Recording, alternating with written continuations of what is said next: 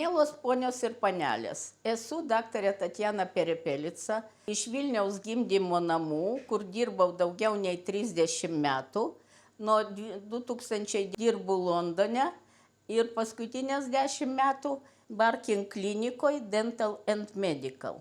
Šiandien noriu pašnekėti apie rimtas moteriškas ligas, tokias kaip chroninis pilvo apačios skausmas, negalėjimas pastoti, infertility ir sutrikimai, mėnesinių ciklo sutrikimai, tokie kaip gausūs kraujavimai tarp mėnesinių ciklo ar po seksualinio akto. Visuose šitose atvejuose, kaip chroninis pilvo skausmas, gali duoti jums stiprų skausmą pastovų ar mėnesinių metų, gali būti pilvo pūtimas ar skausmas gali iš nugaros pereiti netgi į kojas. Šios simptomus gali duoti infekcija, tokia kuri persiduoda seksualiniu būdu, tokia kaip chlamidija, gonorėja ar ureoplazma. Gali būti priežastis gimdos miomos, gimdos polipai ar kiaušidžių cistos. Ištyrimui reikalingas pirmoje eilėje atlikti pasėlius dėl infekcijos.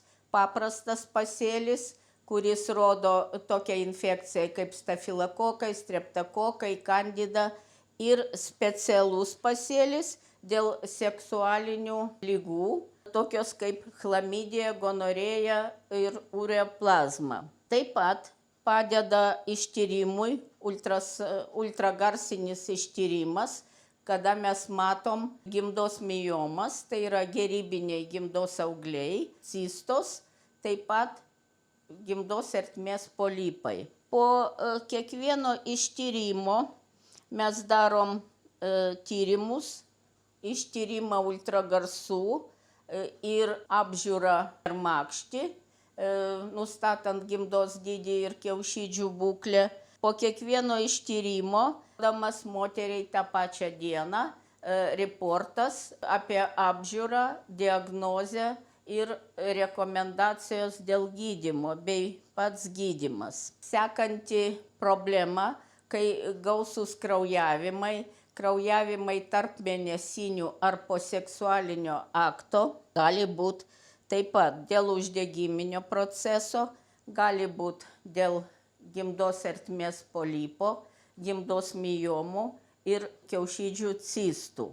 Tas labai gerai matoma ultragarsų ir moteris gauna nuotraukas kartu su pilnu aprašymu šitos situacijos. Jeigu yra cistos, hormoninis sutrikimas, mes darom papildomai hormoninio ištyrimą ir korekciją hormonais, tokiais kaip kontraceptinės tabletės arba kitoks gydymas. Dėl infertility labai svarbu nustatyti anamnezei, ar moteris buvo nėščia anksčiau ir kiek laiko ji negali pastoti.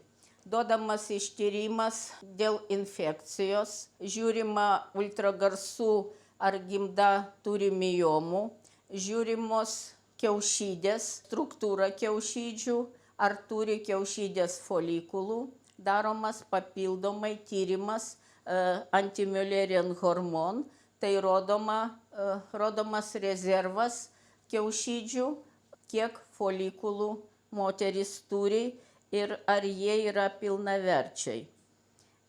Taip pat nustatoma polycystic ovary syndrome situacija, kai moteris neturi ovuliacijos ir negali dėl to pastoti.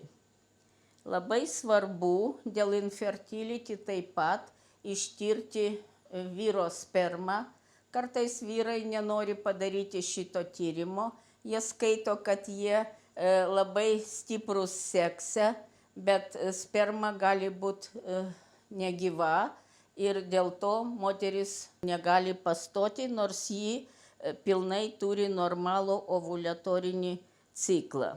Po apžiūros kiekviena moteris gauna reportą apie apžiūrą, apie ištyrimą, diagnozę ir rekomendacijos, ką reikia padaryti ir nukreipiama, tai reikalinga į kitą įstaigą. Mūsų klinikoje mes visada laukiam jūsų, jeigu jūs turit išvardintų problemų ir visada mielai padėsime jums jas išspręsti.